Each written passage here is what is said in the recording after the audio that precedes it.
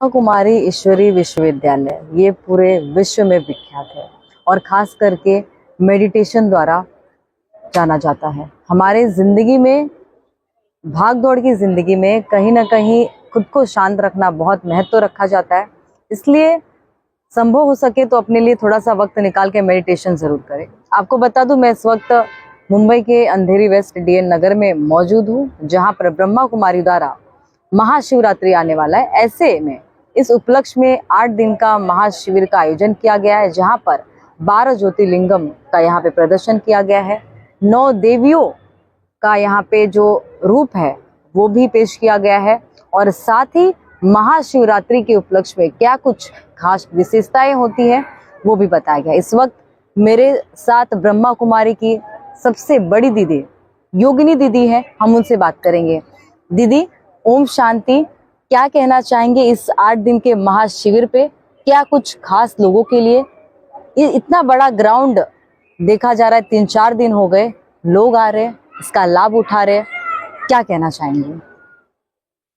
मैं ये कहना चाहूंगी कि ये आध्यात्मिक मेला शिव अवतरण से स्वर्णिम सृष्टि का आयोजन किया गया है, और ये मेला करने का कारण यही है कि सभी को आत्मदर्शन, परमात्मा दर्शन, राजयोग के ऊपर और उसके साथ उनकी अनुभूति भी कराई जाती है। और काफ़ी और भी स्टॉल जो है वो आध्यात्मिक बनाए हुए हैं। बहुत सुंदर ये मेला बनाया हुआ है, और मैं कहेंगी कि हर एक व्यक्ति उनका लाभ लेंगे, उनको जीवन में बहुत कुछ अच्छा सा वो अपने जीवन को श्रेष्ठ बना सकेंगे।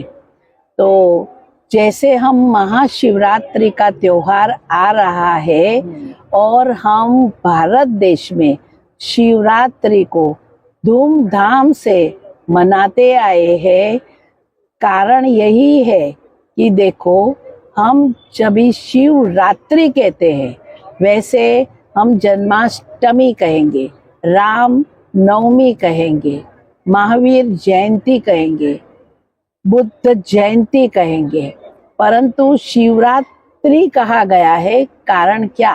ये मेले में चित्रों द्वारा समझाया गया है कि कलयुग की जब घोर अंधकार रूपी रात्रि आती है, तब परमात्मा का दिव्य और अलौकिक अवतरण होता है।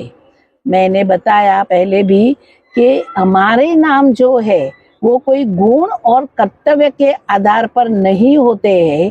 किसी का नाम होगा शांति बहन तो कहेंगे ये तो अशांति करती रहती है। किसी का नाम होगा अमीर चंद तो कहेंगे ये तो बेचारा फकीर चंद है। परंतु परमात्मा शिव के जो भी नाम है वो उसके गुण और कर्तव्य के ऊपर है। शिव माना कल्याणकारी, इसी तरह से हम उनको कहते हैं सोमनाथ, ज्ञान अमृत पिलाने वाला है। उसी तरह से मुंबई में उनको बबुलनाथ कहते हैं। बबुल माना कांटा, कांटे को भी फूल बनाने वाला जो है वो वही परमात्मा है। उनको पारसनाथ भी कहा जाता है, माना पत्थर बुद्धि को भी पारस बुद्धि बनाने वाला वही परमात्मा है। अमरनाथ कहते हैं, ऐसी दुनिया में लेके जाता है जहाँ कभी अकाले मृत्यु नहीं होती है। ऐसे उनके हजारों नाम है। सुख करता कहते, दुख हरता कहते हैं, भोलानाथ भी कहा जाता है।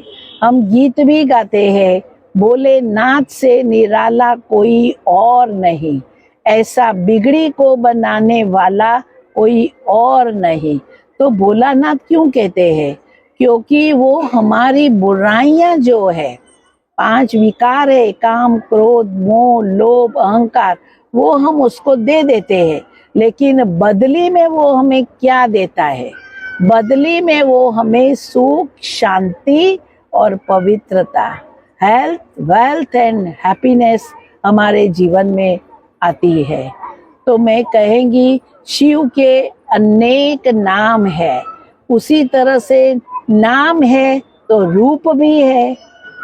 रूप उनका क्या है वो मैं कहेंगी कि यहाँ बहुत अच्छा शिवलिंग बनाया हुआ है पूरा नारियल का। आप जरूर आके देखें और उनका लाभ लेवे। तो रूप उनका ज्योति बिंदु बताया हुआ है और 12 ज्योतिर्लिंगम भी उनके साथ दिखाया गया है। जब नाम है, रूप है, तो उनके गुण भी होंगे।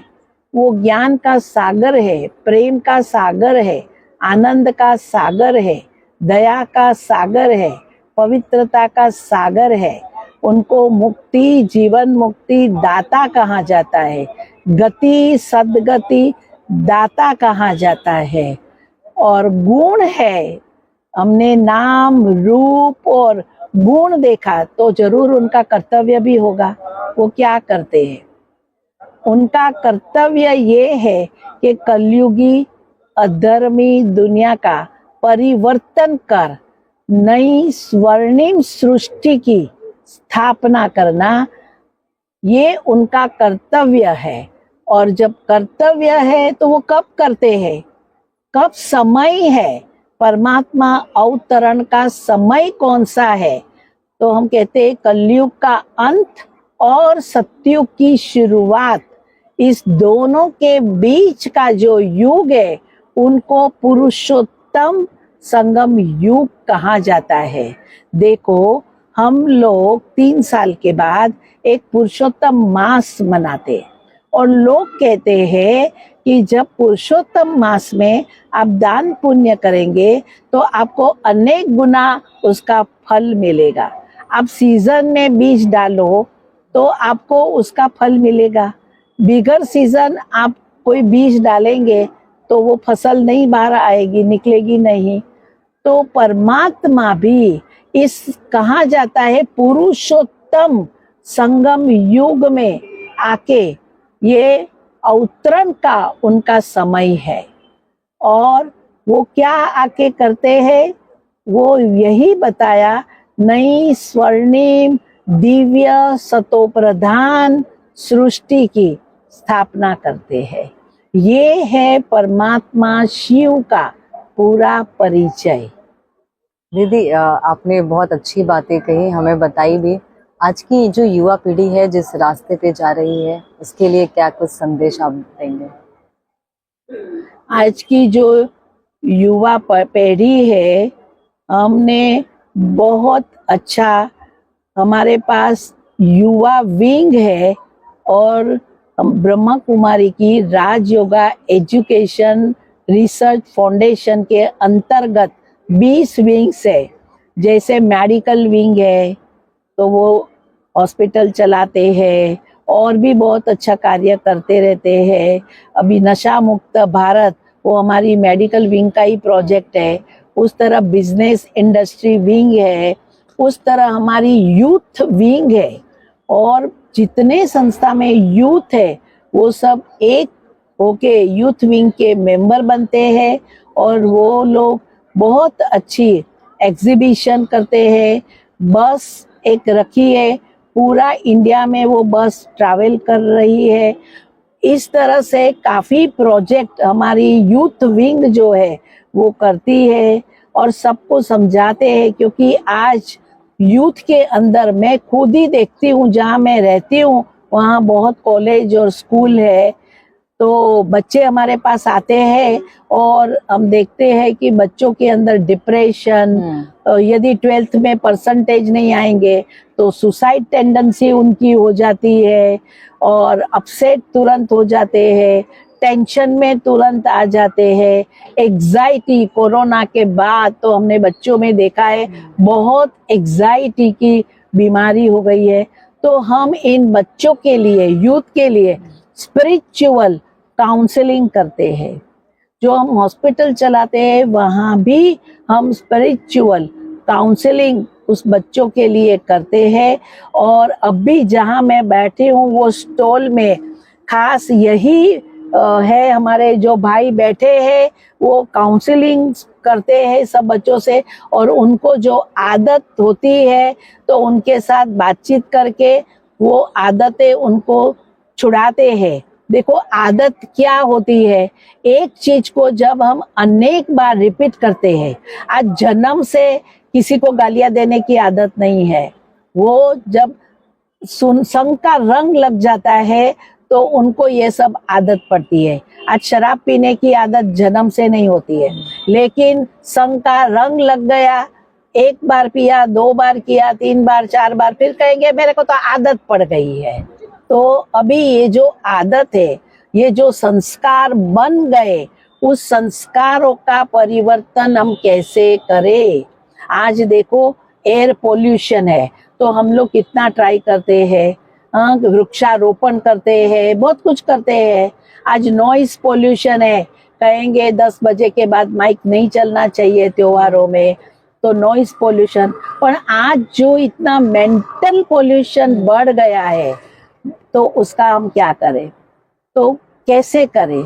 तो मेंटल पोल्यूशन के लिए आज हम सामाजिक परिवर्तन, आज बाल विवाह नहीं करना है, डाउरी नहीं करना है, तो आज हम सामाजिक परिवर्तन तो चाहते हैं, परंतु सामाजिक परिवर्तन तब होगा जब पहले हमें मानसिक परिवर्तन करना होगा। और मानसिक परिवर्तन के लिए राजयोग जो है वो जरूरी है। योग मानव को संयम सिखाता है और संतुलन आचरण में ले आता है।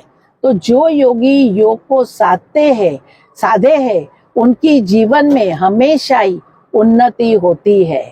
तो योग जो है, योग शक्ति जो है वो हमारे जीवन में लानी बहुत ही आवश्यक है।